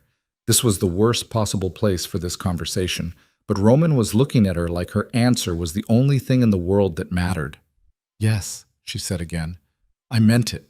I know it's too soon. I know it's complicated, but he kissed her, right there in the lobby, in front of everyone, no longer caring about appearances or strategy or what anyone thought. This was real, raw, and entirely too public. When they finally broke apart, Elena was dimly aware of Claire clapping somewhere behind them, and someone else whistling. Her face burned, but she was smiling too. For the record, Roman said, his forehead pressed to hers, I love you too. Probably have since you called me out on my control issues that first week. Elena laughed, the sound shaky with emotion. We're insane. Probably. He kissed her again, softer this time. But I'm okay with that. The next few weeks were a blur of activity. True to their word, Elena and Roman worked together to prove that his choices hadn't compromised his judgment. They closed 3 major deals, launched a new subsidiary focused on legitimate tech investments, and slowly began winning over the board members who'd been on the fence. It wasn't smooth. There were stumbles, arguments, moments where the stress threatened to pull them apart. Roman's controlling instincts didn't disappear overnight, and Elena's stubborn independence clashed with his need to protect her. But they worked through it, learning to navigate each other's rough edges. Dante watched from the sidelines, his anger simmering but contained. He'd lost this round, but Elena knew he hadn't given up. Men like him never did. One evening, about a month after the board meeting, Elena was working late when her phone rang. An unknown number. She almost didn't answer, remembering the threatening messages. But something made her pick up. Hello? Miss Morales? A woman's voice, professional but warm. My name is Sarah Chen. I'm a reporter with the Manhattan Chronicle. I'm working on a feature about women in business, and I was hoping to interview you. Elena's guard went up immediately. I'm not interested in doing interviews. I understand. You've had a rough time with the press, but this isn't a gossip piece. It's about executive assistants who've become genuine partners in their companies, who've risen beyond traditional roles. Your story fits that narrative. My story is private. Is it? Because from what I've seen, you've been handling significant responsibilities at DeLuca Industries. You were in that board meeting last month. You've been seen at major negotiations. That's not typical assistant work. Sarah paused. I think you have a story worth telling, Miss Morales. One that's about more than just who you're dating. Elena hesitated. Every instinct said to hang up, to avoid giving the media any more ammunition. But Sarah had a point. The narrative about her had been written entirely by other people. Maybe it was time to tell her own story. Let me think about it, Elena said finally. Of course. I'll send you my contact information. Take your time. After she hung up, Elena sat staring at her phone. Roman appeared in the doorway, 2 cups of coffee in hand. Who was that? He asked, setting 1 cup on her desk. A reporter. She wants to interview me. Roman's expression immediately went dark. Absolutely not. Roman, the last time the press got involved, they tore you apart. I'm not letting that happen again. You're not letting me. Elena set down her phone carefully. We talked about this. About you making decisions for me. This is different. This is about keeping you safe. No, it's about you being scared. She stood, moving around the desk to face him. I'm scared too, but maybe she's right.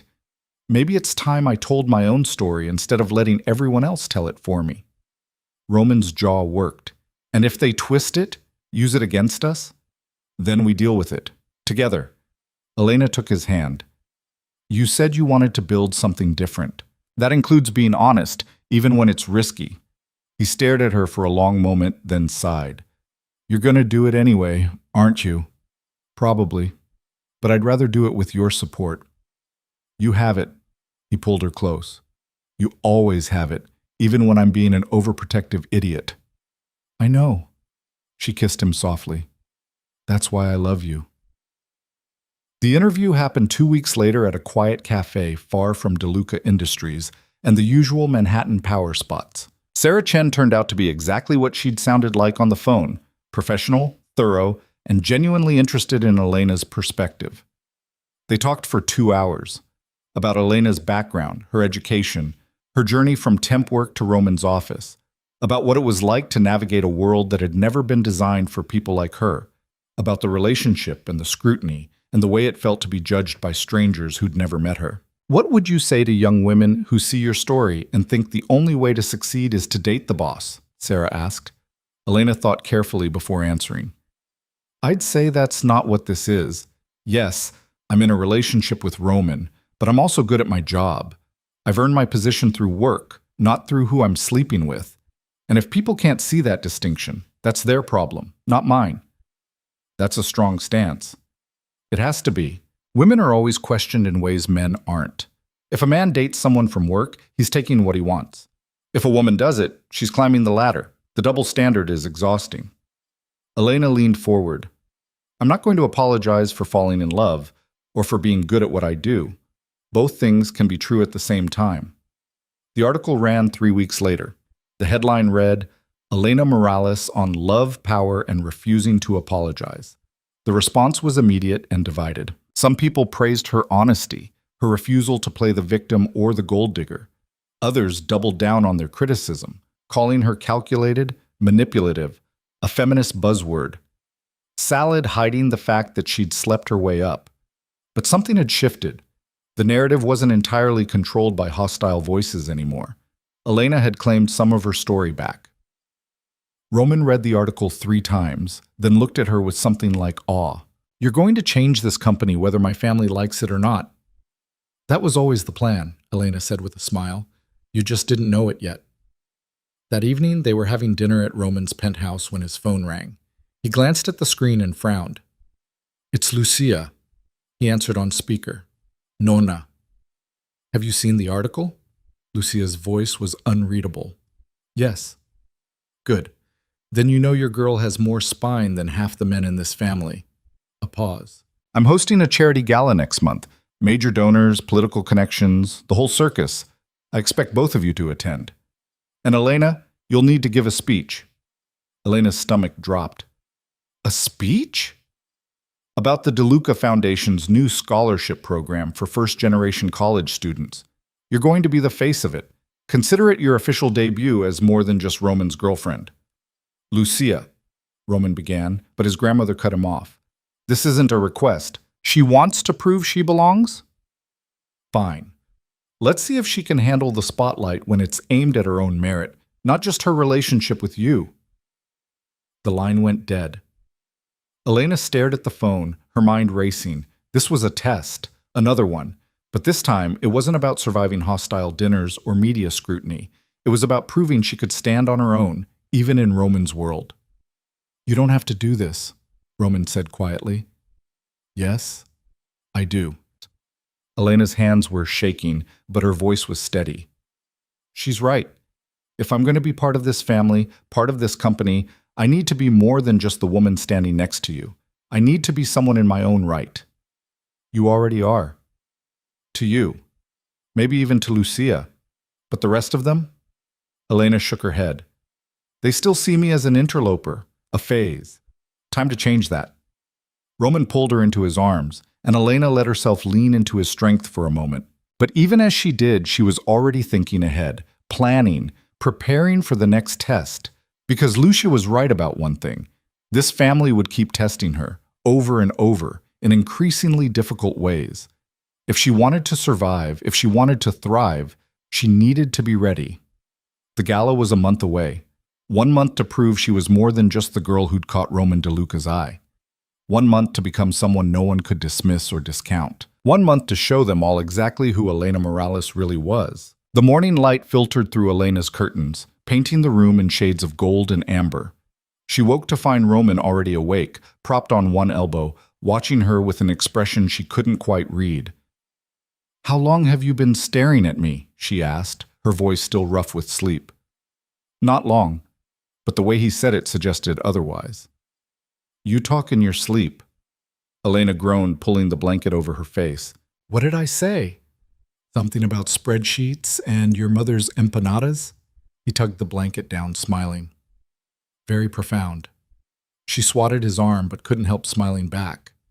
Then reality crashed in. Today was the board meeting where Dante would make his move. Roman had mentioned it last night, the threat hanging over everything like a storm cloud. "What time is it?" she asked. 6:30. "I need to leave soon." He ran a hand through his hair, the gesture betraying his nerves. "The meeting's at 9. Elena sat up, suddenly wide awake. "I'm coming with you." "Elena, don't. We said we're in this together, remember? That means I don't sit home while you walk into an ambush alone." Roman looked like he wanted to argue, but something in her expression must have convinced him. "Okay, but you stay quiet during the meeting. Let me handle my father." "I'm not an idiot. I know how board meetings work." "I know you do." He pressed a kiss to her forehead. "That's not what I'm worried about." They arrived at the office an hour later, both dressed for war. Roman in a charcoal suit that made him look even more imposing than usual. Elena in a navy dress that the stylist had picked out weeks ago. Professional armor for a professional battlefield. Claire met them in the hallway, her expression tight. "They're already gathering. Your father brought 3 board members with him, Morrison, Chen, and Volkov. They've been in there for 20 minutes. Getting their story straight," Roman said grimly. He turned to Elena. "Last chance to wait in my office." Not happening. The boardroom was all dark wood and leather chairs, with floor-to-ceiling windows overlooking the Manhattan skyline. Dante sat at one end of the massive table, flanked by the 3 board members Claire had mentioned. They all looked up when Roman entered, their expressions ranging from hostile to carefully neutral. And sitting in the corner like a spectator at a gladiator match was Vivienne. Her presence was a calculated insult, a reminder that she still had connections here, still had power. Roman's jaw tightened, but he moved to the head of the table without acknowledging her. Elena took a seat along the wall, close enough to support him, far enough to stay out of the direct line of fire. "Let's get started," Dante said, not bothering with pleasantries. "We're here because recent events have raised serious questions about Roman's judgment and his ability to lead this company." "Recent events," Roman repeated flatly. "You mean my relationship?" "I mean your reckless decision to publicly attach yourself to an employee, creating a liability that's already cost us business." Dante gestured to Morrison, a gray-haired man with cold eyes. "David, share the numbers." Morrison opened a folder. "The Castellano deal has fallen through. That's $40 million in lost revenue. 3 other partnerships are under review because our associates are questioning the stability of leadership, and media coverage has been overwhelmingly negative, which affects investor confidence." "Media coverage that was orchestrated by the Castellanos as retaliation," Roman countered. "You're blaming me for their tantrum." "I'm blaming you for creating a situation where they felt the need for retaliation," Dante shot back. "You were offered a strategic alliance that would have benefited everyone. Instead, you chose to pursue a relationship with—" He glanced at Elena with barely concealed contempt. "Someone wholly unsuitable." Elena felt the words like a slap, but she kept her face neutral. This was exactly what Lucia had warned her about. They'd look for pressure points, test her breaking point. "Be careful how you finish that sentence," Roman said, his voice deadly quiet. "Or what? You'll throw another tantrum?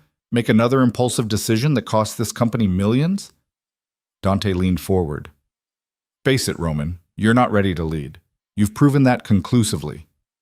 What I've proven is that I won't be manipulated by your outdated ideas about strategic marriages and family alliances."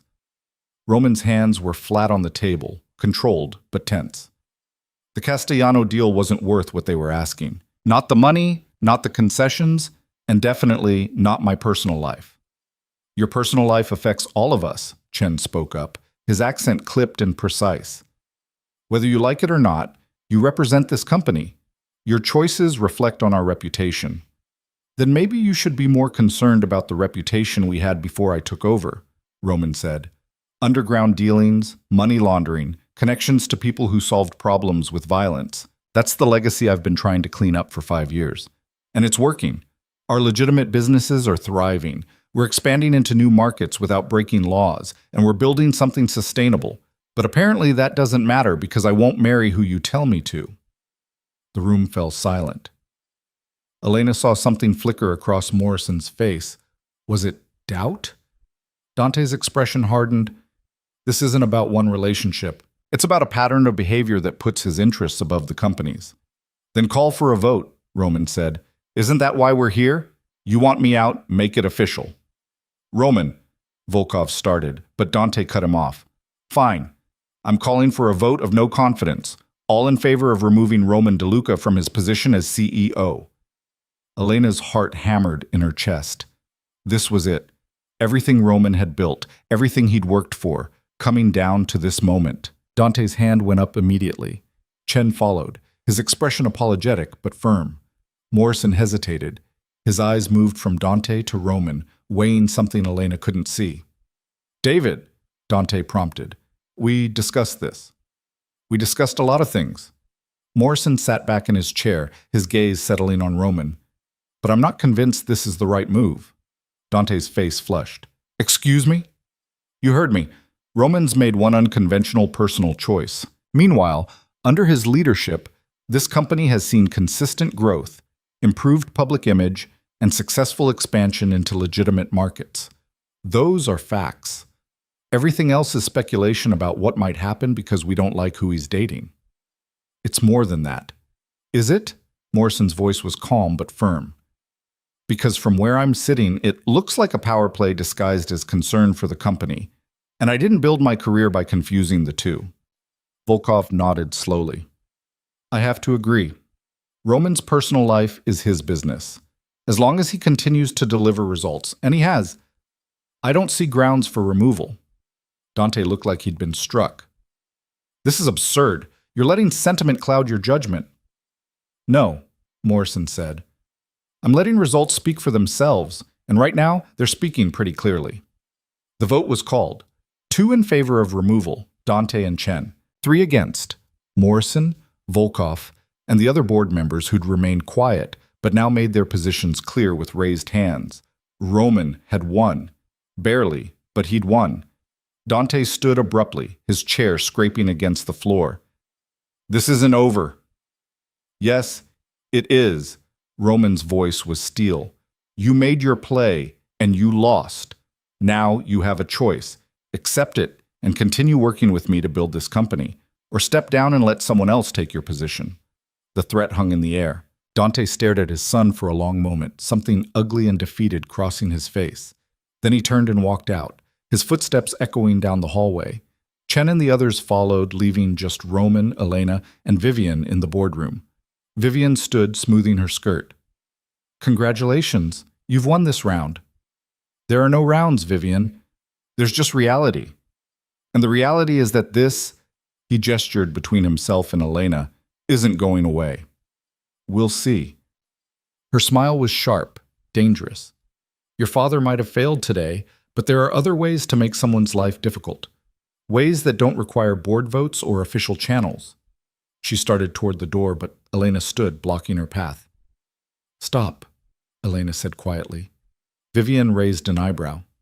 Excuse me? I said stop. All of it. The threats, the games, the manipulation. It's done. And who's going to make me? You? Vivian laughed. You're nothing. A temporary distraction that's still standing here while you're the one who got rejected, Elena interrupted.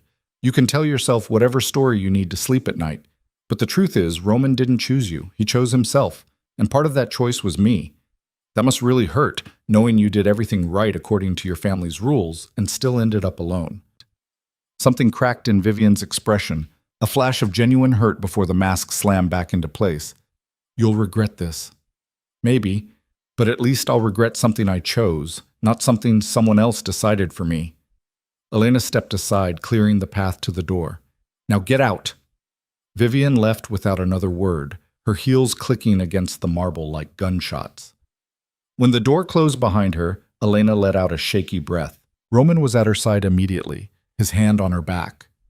You okay? He asked. I think so. She turned to face him. Did that just happen? Did we actually win? We did. For now. His expression was cautious, guarded. But my father's not going to let this go easily. And Vivian, we'll do whatever Vivian's going to do, Elena finished. But we'll handle it. Together. Roman pulled her close, and for a moment they just stood there in the empty boardroom, holding each other while the city sprawled below them. "I need to tell you something," Roman said finally, his voice muffled against her hair. Elena pulled back to look at him. "What?" "This thing between us, it stopped being fake for me weeks ago. Maybe even from the beginning. I just didn't want to admit it because it complicated everything." Her heart stuttered. "Roman, let me finish." He cupped her face in his hands. "I know this is messy and complicated and possibly the worst decision I've ever made. But I also know that when I'm with you, I feel like I can be someone other than what everyone expects. Someone better. And I don't want to lose that." Elena's eyes burned with tears she refused to let fall. "You won't. Lose it, I mean. Lose me. I'm not going anywhere. You promise?" "I promise." He kissed her then, and it felt like sealing a vow. The next few weeks were a blur of activity. Dante made good on his threat.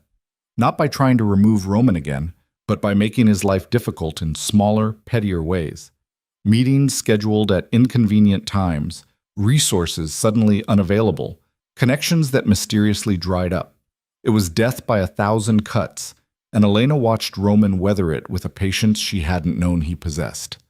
Vivian, true to form, tried a different approach. She started rumors, carefully crafted lies about Elena's past, about debts and scandals that didn't exist but sounded plausible enough to require constant refuting.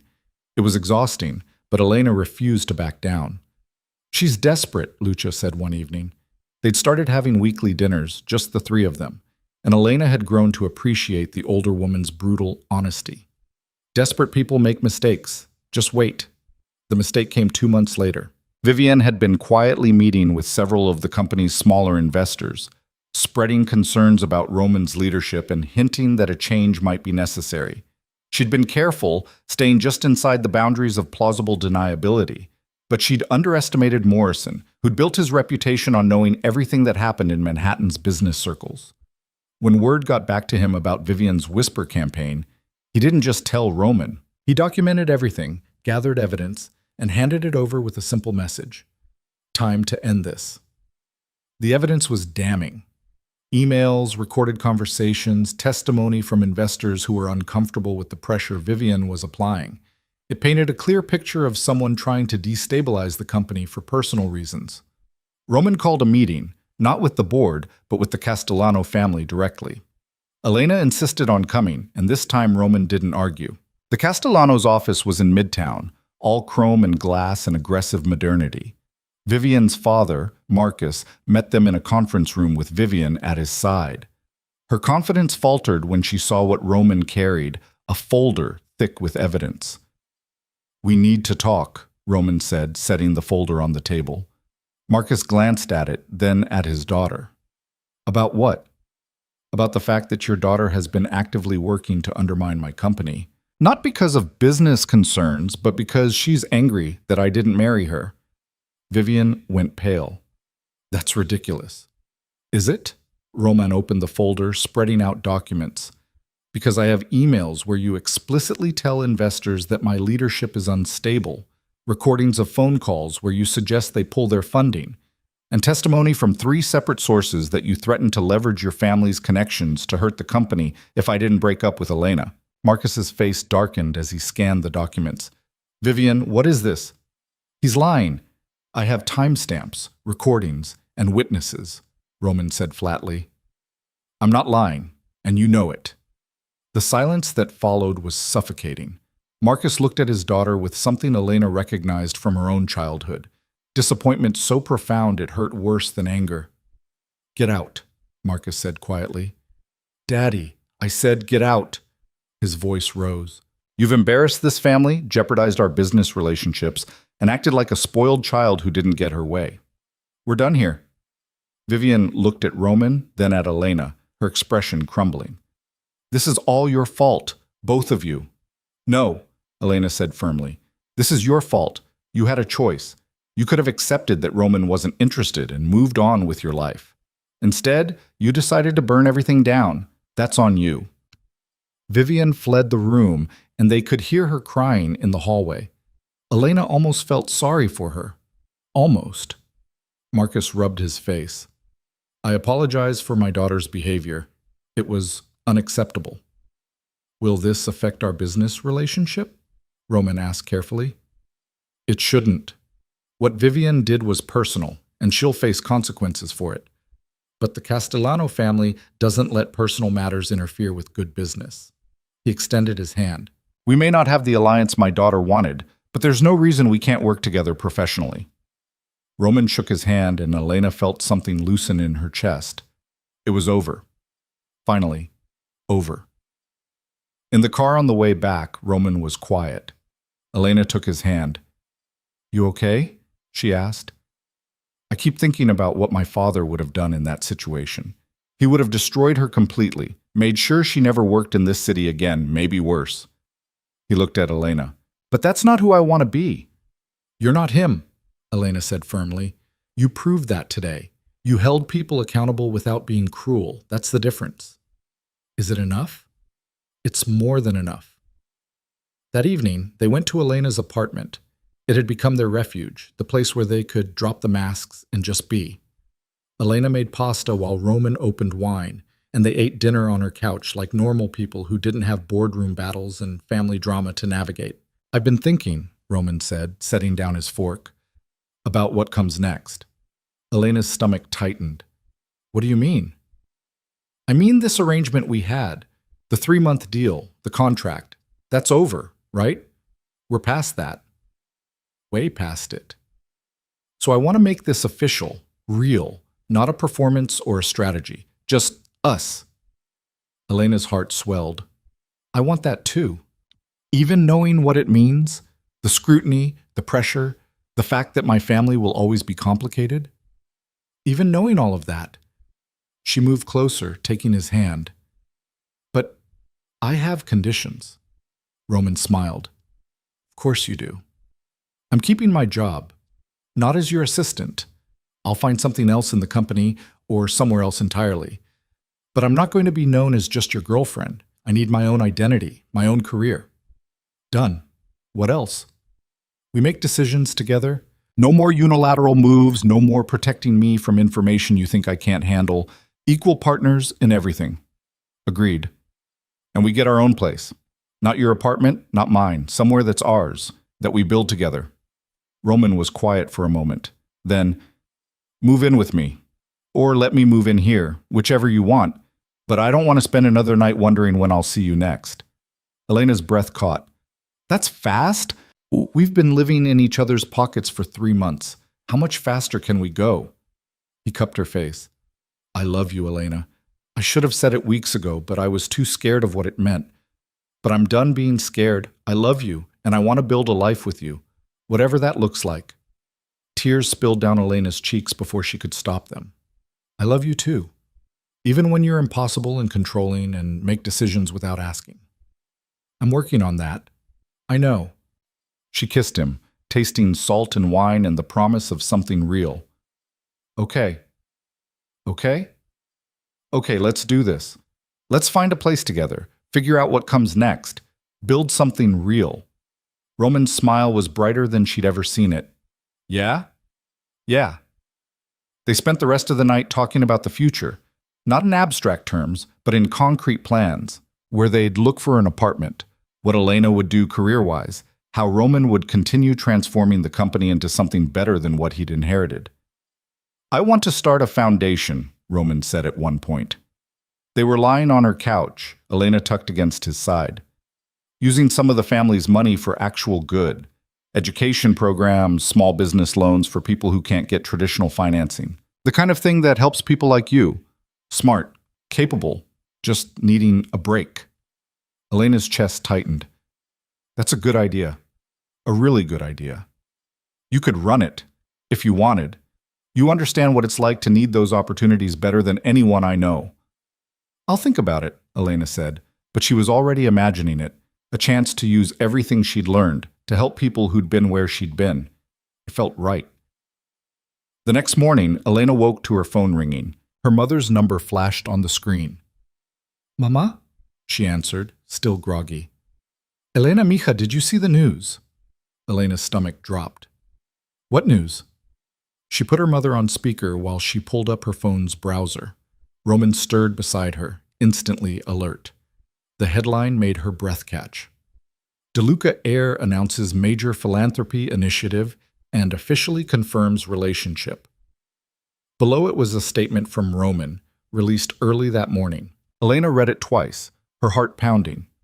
I'm pleased to announce the creation of the DeLuca Foundation for Educational and Economic Opportunity.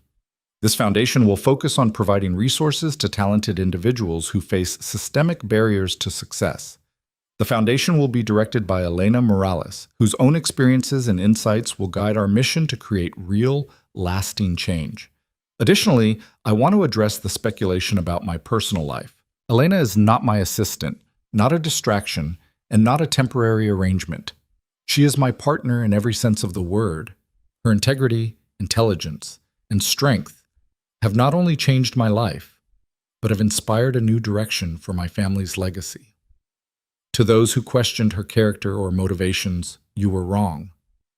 And to Elena, thank you for seeing who I could be, even when I couldn't see it myself. Elena stared at the screen, tears blurring her vision. You did this without asking me, she said, but there was no anger in her voice. I did, Roman admitted. He was sitting up now, watching her carefully. And I'll apologize if you want me to, but I wanted the world to know. No more hiding, no more pretending it's anything other than what it is. Which is? Real, permanent, the rest of my life if you'll have me. Elena launched herself at him, kissing him hard enough to make him laugh.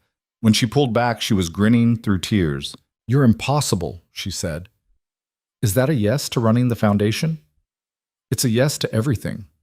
Her mother was still on the phone, and Elena could hear her crying. Mija, I'm so proud of you.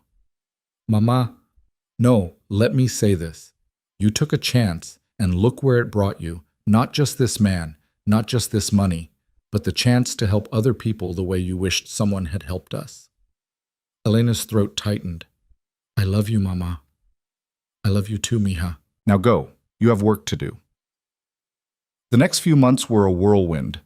Elena officially resigned as Roman's assistant and took over the foundation, throwing herself into the work with an intensity that surprised even her.